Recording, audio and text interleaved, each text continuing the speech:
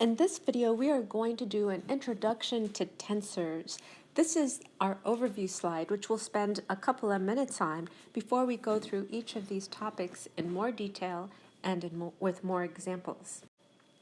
We are going to start with a general definition of tensor, and one common definition is that a tensor is a mathematical object. It could be a scalar, a vector, a matrix, or array of matrices that is invariant with a coordinate transformation. And by that, when I say it's invariant, that means that that object's physical geometric interpretation will hold under a coordinate transformation. It won't all of a sudden become something else. There is a more mathematical definition of tensor that we are going to skip for now. The next thing we will do is look at examples of tensors. We'll have our first example, which is a vector, and then we'll look at other possible tensors, matrices, and arrays of matrices. And just as important as our examples of tensors is an example of something that is not a tensor. So we'll do an example of something called a pseudo vector, and that's something which sort of looks like a vector, but it is not invariant under coordinate transformation and therefore not a tensor. Hopefully that will give you a feel of what a tensor is, and then we'll discuss dimension and rank of tensors. And dimension, well, that's the dimension of the space. And the rank, that's the number of bases or amount of indices you need to find a component. After that, we'll look at general tensor notation and terminology, and a tensor is notated with a capital letter and then 3 bars on top. Makes it a very tall notation. And we notate it with indices. So if we have something that is rank 3, we have 3 indices, t sub I, j, k, and then we have our basis vectors, I, j, k. And the ... is in case we have higher ranking tensors. And then finally, we're going to look at the dyadic, also sometimes called the outer product. That concludes our overview, so now we can start up here with the general definition of a tensor. There are many ways to define a tensor. I'm not sure why it's so elusive, but this is the definition we are going to start with. A mathematical object that we can represent with a scalar, vector, matrix, or array of matrices that is invariant with a coordinate transformation. So the idea is you have some object that you're representing with a scalar, vector, matrix, or other array of matrices, and when you do a transformation on it, when you transform from, in particular, from one coordinate system to another, the physical properties of that object will remain the same. It doesn't somehow, because of the coordinate transformation, the physical properties don't just fall apart. So the important parts, you have a mathematical object, and it needs to be invariant under a coordinate transformation. In other words, what's important is when you do a transformation on it, it stays the same. It keeps its same characteristics. Our first example is going to be an abstract vector. So vectors are examples of objects that are invariant under coordinate transformation. And this won't surprise you if you recall your linear algebra when you did coordinate transformations. So I'm going to start with abstract vectors, and then later we'll also compare that to, say, a vector that represents, say, velocity, for example. But here we start with the vector. It's in our standard bases. So this vector represents this arrow represents the vector 2, 3. Over here now in blue, I've drawn a new coordinate system where its basis is twice the length or twice as large as this old basis. So instead of 1 being on 1 hash mark, you have to go 2 hash marks to get 1, right? The 2. So it's lengthened out by a factor of 2. So our new vector coordinate here is going to be, our v is going to equal to 1 and 1/2. The interesting thing, and you can see this when you look at the illustration, is when you lengthen the bases by 2, it means your vector coordinates become half. So they kind of go in opposite directions. So again, this new coordinate system has basis vectors whose magnitudes are twice as long, and then we just have a new coordinate. But you can see the vector that these coordinates, the v equals 1, 1/2, is the same vector as when we represented it as 2, 3 in the old coordinate system. I have another coordinate system where I take my original coordinate system and I rotate it by pi over 4. So now this kind of x-axis will go through the 1, 1 point, and this y-axis will go through the negative 1, 1 point. So I've rotated it by pi over 4, and you can see, we'll talk about this in a minute, my new coordinates for this vector here is 5 square root of 2 over 2 and square root of 2 over 2. I'll briefly go over how I got this coordinate here, but for now let's just look at this.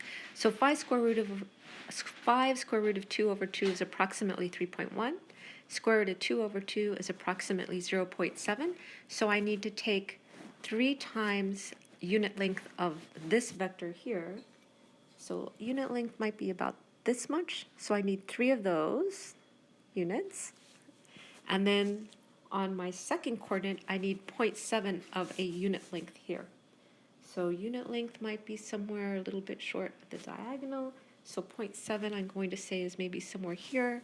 And so you can see if I take, so now you can see if I take my unit vector in my first axis direction, scale it by approximately 3, and then I take my unit vector on this axis and scale it by approximately 0.7, and then I do the parallelogram law where I add this vector over here to this vector, you can see I get, if I had done a good job scaling everything, I should get my same point here, the same vector here at the tip of my parallelogram.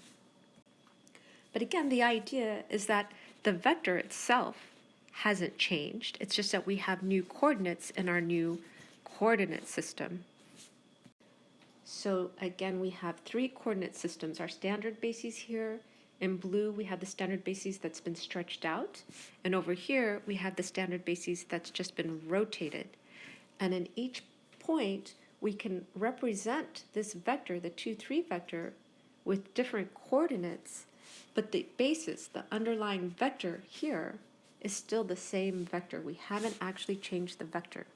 And you can think of this as for abstract vectors, or you can think of this as this is a velocity vector with some physical meaning.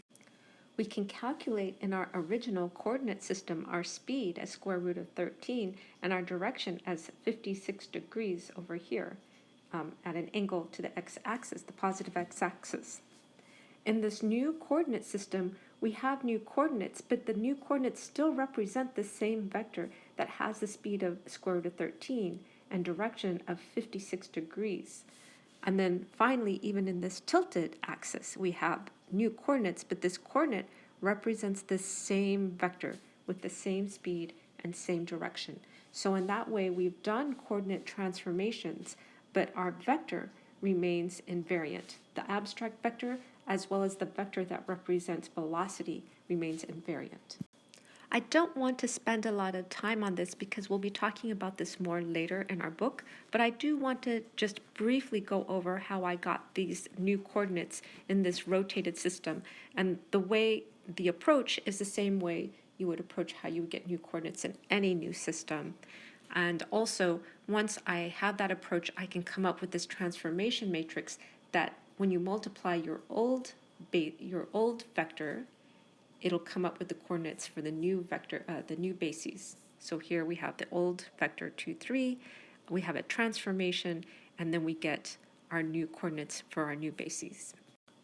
What I want to go over briefly now is how I got these coordinates for this new coordinate system. So v equals 5 square root of 2 over 2, square root of 2 over 2. The first thing I did is I wrote my old bases out and my new bases. So my old bases is the standard bases. This is shown in the gray lines.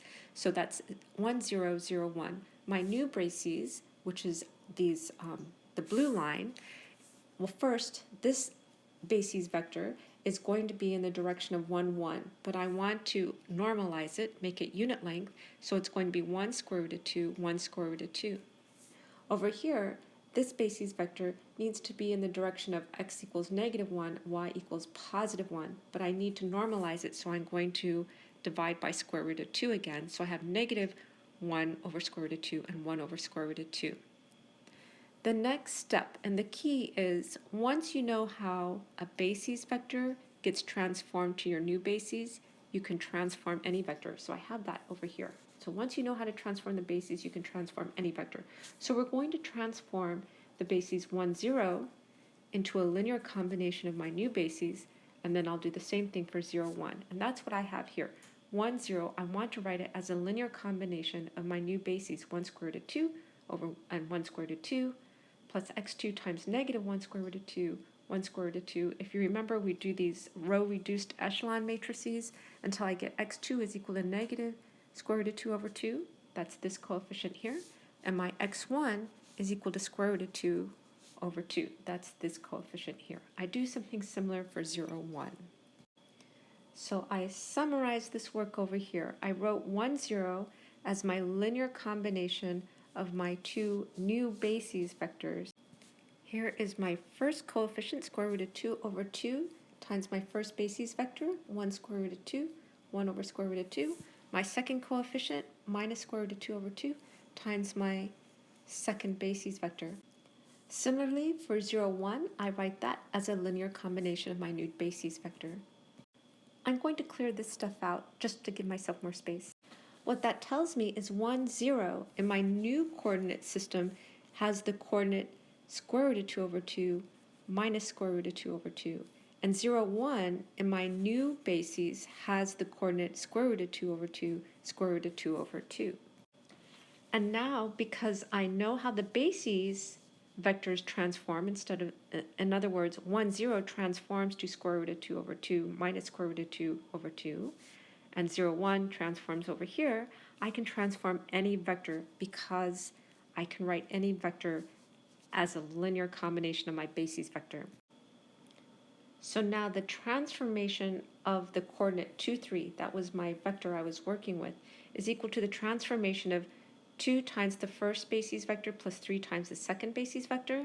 Because it's linear, we can pull out the scalars 2 and 3, and then this is equal to 2 times the transformation of 1, 0 plus 3 times the transformation of 0, 1. But we know how these transform. We did that over here. So we plug in 2 and our transformation, square root of 2 over 2 minus square root of 2 plus 3 square root of 2 over 2, square root of 2 over 2. And then finally we get our answer, our square root of, our answer is 5 square root of 2 over 2, square root of 2 over 2. Also, you want to note, once you have the transformation of your basis vector, you can just put these vectors now into a matrix. So here is my transformation of 1, 0, square root of 2 over 2 minus square root of 2 over 2 as my first vector. And then my second transformation over here is my second vector in the matrix.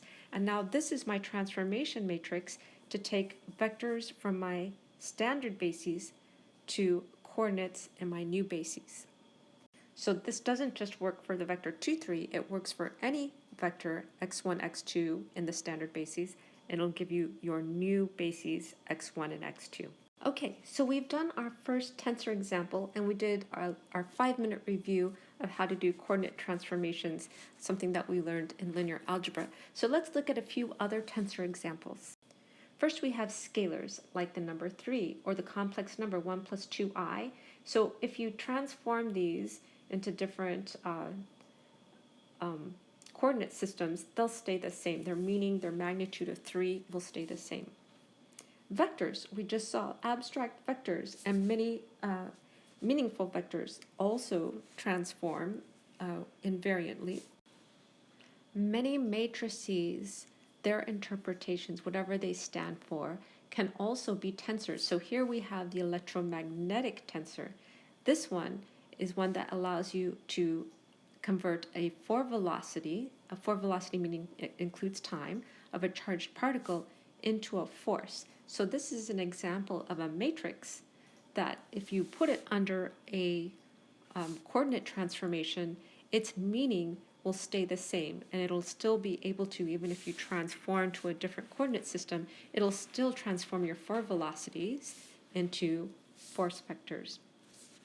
And then finally, we can have arrays of matrices. Those are also possible tensors. So abstractly, they're always a tensor, and also sometimes physically they can be a tensor. Here we have an array, a 3 array of 3 by 3 matrices. So now we've seen a few examples of tensors and also discussed why they are tensors. And again, that's because when you do a transformation on those objects, their physical geometric interpretations don't change under coordinate transformations.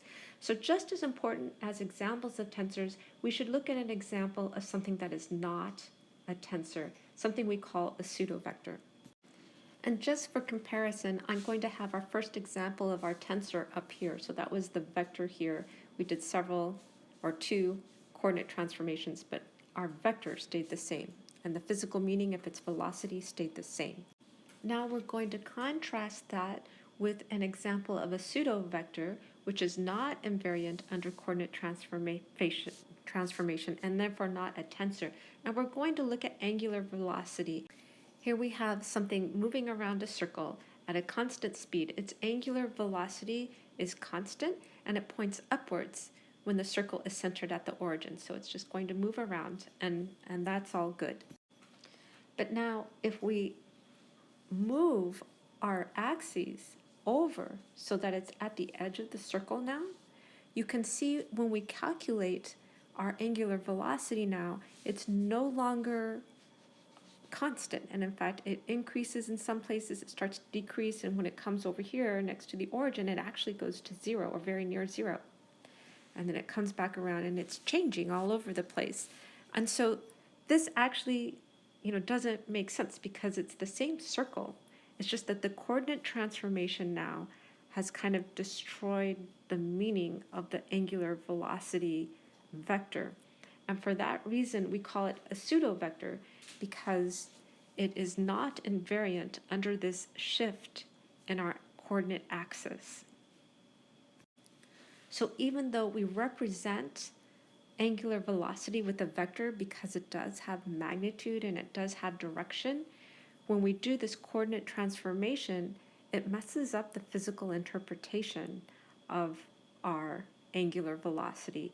And therefore, we call it a pseudo-vector, and we say it is no longer considered a tensor. It can't be a tensor because the coordinate transformation just kind of messes up everything. So angular momentum is going to be our first example of a pseudo-vector, which is not a tensor, therefore not a tensor.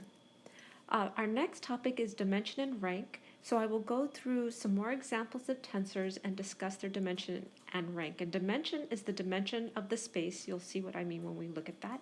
And rank is the number of bases, or you can think of this as the amount of information or indices you need to find a component. So let's take a quick look at this stress tensor, which is a common example.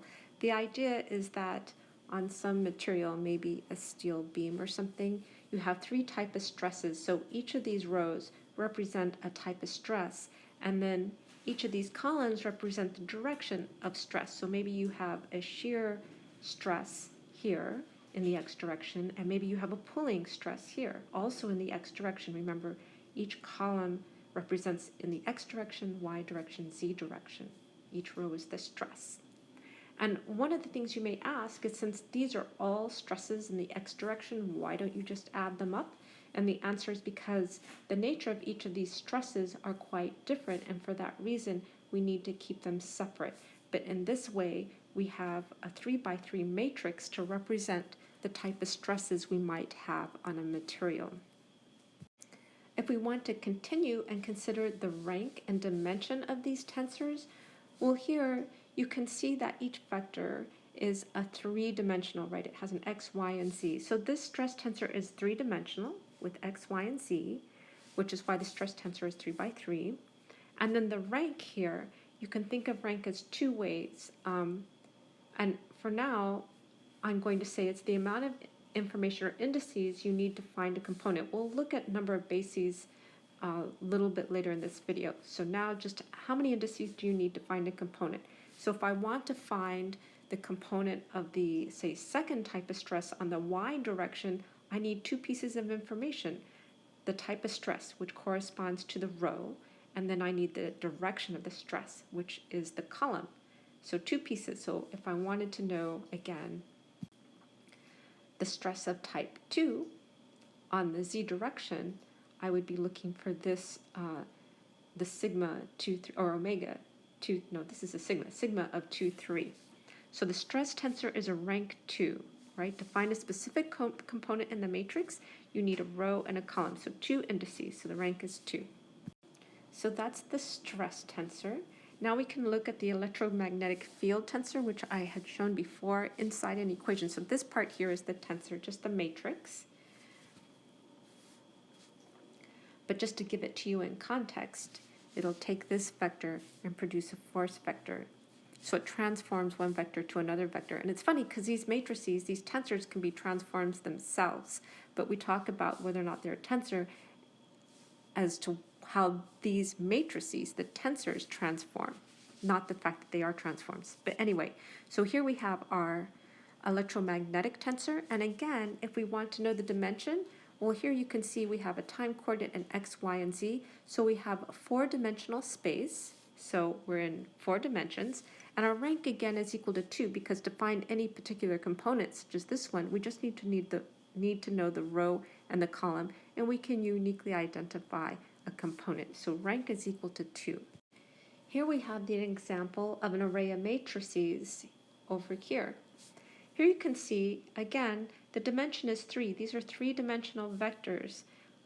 Well, in this example, it's a 3-dimensional vector, but also you can have a matrix that has n dimensions, so I put n dimensions. But to figure out, if you have an array of matrices, to figure out the rank, well, first you need to know the position in the matrix. So if you want this element here, A32, you need to be able to locate the row and the column, and then after you know the row and column, you need to know which matrix.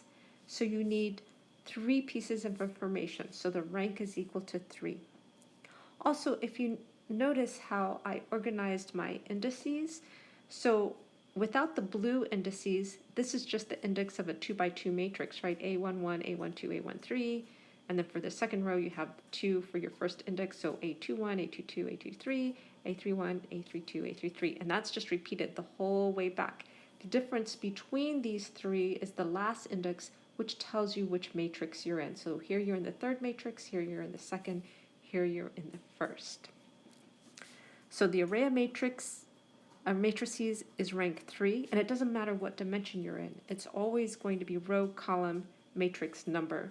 So the rank is always going to be 3 regardless of dimension, and it's because you need to identify which matrix you're in, that's the last index, and then you need 2 indices to identify the element in the matrix. Our last example for this dimension and rank is now an array of matrix arrays. So here you have an array of matrices, and then you have an array of them. So here, your rank is going to be equal to 4, because within each array of matrices, you're going to have rank 3. You can identify a component by getting 3 indices, but now you need 1 more indice to identify which array you want. So this is a tensor of rank 4, and actually a tensor of rank 4 is used in Einstein's theory of relativity. So this drawing here was sort of an expansion of my array of 3x3 matrices, but let's imagine there are 4. So let me just add a 4th one. And there are 4 components because we have x, y, z, and we also have time. So here we have, let's say, a 4x4 matrix that has 16 elements, and then an array of 4 of those that will give us 64 elements, and then an array of matrix arrays that'll give us 256 matrix elements in this rank 4 tensor used in Einstein's theory of relativity. Now that we have our feel for dimension and rank, we're going to do some general tensor notation and terminology, and also come back to this other definition of rank, which is the number of bases vectors.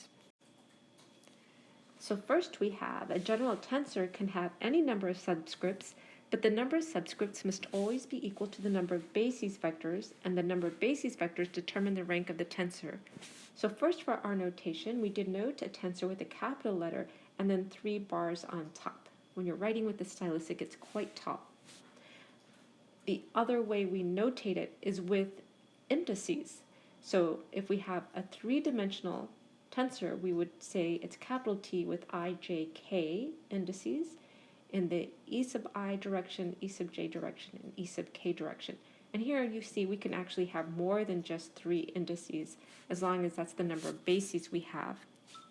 So the rank of a tensor and the dimension of the coordinate system are different quantities. The rank of the tensor identifies the number of bases vectors, these e sub I. So that's why I said it's sort of like the number of indices you need to find a particular element. While the dimension of the coordinate system determines the number of different values a particular subscript can take. We're going to do a little expansion of this to see how this is. So for a 3-dimensional system, the subscript I, j, k can each take values of 1, 2, 3. And we're going to look back at the stress tensor again, a 3-dimensional rank 2 tensor, just to see what all this over here means. So relating this back, our subscript, since it's rank 2, we should only need 2 indices. So t sub ij, the ei hat, and the ej hat. So expanding this in summation notation, that means I is going to go through, in this case, I and j both go from 1 to 3. So that is what this means by our dimensions can take values 1, 2, 3, because that's the dimension of our vector in the way you normally think of dimension. So I goes from 1 to 3, j goes from 1 to 3. We have t sub ij, e sub ij. Now, if we expand this out, I came over here, copied this formula, and I expanded it out. First, I expanded with I equals 1. So this is my line for I equals 1, and I let j equal 1, 2, and 3. So I get t sub 1, 1, e1, e1, plus t sub 1, 2, e1, e2, plus t sub 1, 3, e1, e3. The second line is where I equals 2, j equals 1, 2, 3. The third line is I equals 3 and j equals 1, 2, 3. So what you see now is you have your 9 elements of your matrix times your E1, 1, that kind of tells you where in the matrix you are or what bases you're using. So this is what is meant by the bases. It's the number of indices, and the dimension is the number that these indices can take. We can look at this notation looking at the electromagnetic field tensor, which I have here without the surrounding equation. But here we have our I, j, and k can take 4 values now, right? Because we're talking about our time, x, y, and z. And then our indices into the matrix, we're still looking at 2, 1 for row, 1 for column. So this is how we would denote our electromagnetic field tensor. It would be t sub I, j, e sub I, e sub j, where I goes from 1 to 4, j goes from 1 to 4. An array of matrices here, I chose 3 to be our dimension, rank 3. So we have the drawing here from the one we saw before. And to denote this, we would use the notation t sub I, j, k, because remember we need I and j to find our location in the row and the column in the matrix, and then k tells us which matrix we're in. E sub I, again, that might be our row, E sub j might be our column, and E sub k will be the matrix. So when you expand this out, remember the I and j, we had expanded that out for our stress tensor. We saw that was going to be our 9 by 9 matrix. And then when we add the k from 1 to 3, that gives us our 3 matrices. You can also expand this out. You'll see the I, E sub I, E sub j, E sub k. Those are exactly these indices here for the I 1, 1, 1, 1, 2, 1, 1, 3, 1, etc. And you'll get all, how many would this? This is 9 times 3, 27 indices when you expand this out. Okay, now we have our last topic, the dyadic, also called the outer product for 2 tensors. So the dyadic product is notated with the matrix A colon matrix B, or we can just do A, B. And it's defined as A sub I e to the I hat, B sub j e to the j hat, or A sub I bj e sub I hat, e sub j hat. And this product between 2 vectors creates a second-rank tensor, like a matrix. So, and this operation can be extended to combine any 2 tensors of arbitrary rank. The result is a tensor with rank equal to the sum of the ranks of the 2 tensors in the product. And sometimes this operation is referred to as the outer product. So we're going to look particularly at this example, the dyadic product between vectors to create a second-rank tensor. So I've written my definition of the dyadic product here. I'm going to look at A, a three-dimensional vector, A1, A2, A3, and B, a three-dimensional vector with coordinates B1, B2, B3. Then I write my product, A sub I, B sub j, e to the I hat, e to the j hat. So this is a sum from I1 to 3, j from 1 to 3, A sub I, B sub j, e sub I hat, e sub j hat. And similarly, what I did to a previous example, on this first line, I let I equal to 1, or I set I equal to 1, and I let j go from 1 to 3. Over here I have I equal 2, j goes from 1 to 3. Here I have I equal 3, j goes from 1 to 3. So what you see is you get this matrix, and the elements of the matrix are all the combinations of the coordinates of A with the coordinates of B. So the first row is A1 with the coordinates of B, B1, B2, B3. The second row is A2 with coordinates B1, B2, B3, and the second row is A3 with coordinates B2, B1, B2, B3. And as you can see, these are both rank 1, and our result is a rank 2 tensor, which is a matrix. So let's just try this, extending to combine any two tensors of arbitrary rank. And I'm going to actually choose arbitrarily small ranks, so a rank 1 tensor with a rank 2 tensor, and I'm going to plug it into this formula here. I'm going to have to modify my formula because A sub I, well, that's rank 1, so that can stay. I only need one index. But now B is a rank 2 matrix, so I need two indices for that. So I'm going to choose J and K for my B matrix. And then I'll have my E sub I, E sub J, E sub K. In this block of 9 elements, I'm going to hold I equal to 1. In this first element, I'm going to let J equal 1. This second row, J is equal to 2, and the third row, J is equal to 3, and in each line, K runs from 1 to 3. So in other words, I have B1, 1, and A1, because everything's equal to 1. Next, J is going to be held at 1, but K is going to go to 2, so I'm going to have B1, 2, A1, and then I have my corresponding basis vectors. I have E1, E2, and E1. Then I have B1, 3, A1, so I have my corresponding basis vectors. I have an E1, a 3, and a 1. Down here, I still have I equal to 1, so my A1 stays constant. I'm going to let J, the first index of my B, be 2, and then K is going to run from 1, 2, and 3. And I multiply with my basis vector, and here I let I equal to 1, J is equal to 3, and K is equal to 1, 2, and 3. My next 9 elements, I'm going to let I equal to 2, and I'll have the corresponding 9 elements with A equals 2 here. And then the final 9 elements, I'm going to let I equal 3, so it's the same 3 lines except with A having an index of 3. So you can see I'm going to have 27 elements. I'm going to kind of reduce this here and move it over to the side so I can compare this to when we were looking at the array of 3 matrices, and you can see that's exactly what this is. If you look at the index 1, 1, 1, and then 1, 2, 1, and 1, 3, 1, that's our 1, 1, 1, 1, 2, 1, and 1, 3, 1. Our next one is 2, 1, 1, 2, 2, 1, and 2, 3, 1. So 2, 1, 1, 2, 2, 1, and 2, 3, 1. And then if you go back, our first, well, actually I guess I can't show you going back because I only did one element here. Well, the first element is going to be 1, 1, 2, which you see here. And the first element of our last matrix is 1, 1, 3, which you see here. So essentially this is our array of 3 3x3 matrices, and our notation would then be of T sub I, J, and K, E sub I, E sub J, and E sub K, which is exactly what we did over here.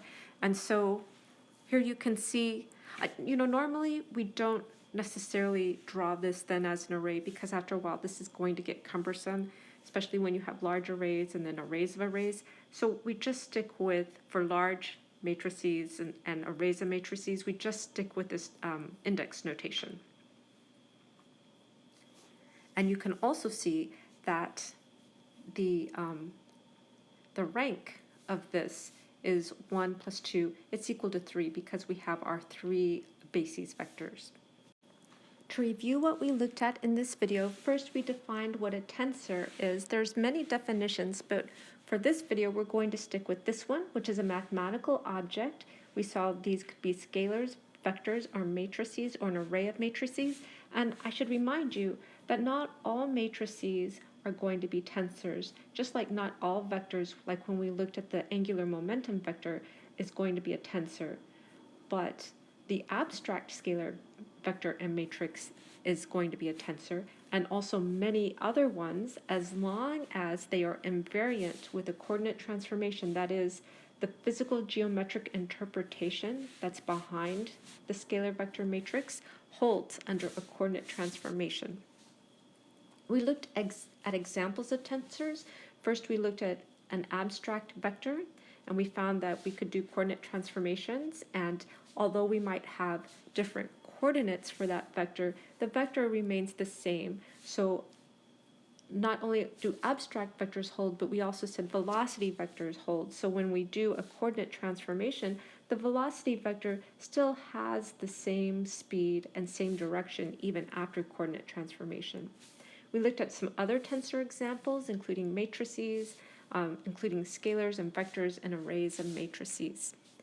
Then, just as important as examples of tensors, we looked at examples of pseudo vectors, which are not tensors. And these are things that we represent with a vector because it has magnitude and direction, but these are not invariant when we do coordinate transformations. In other words, their physical interpretations don't hold up once we do a coordinate transformation. And our example is angular momentum.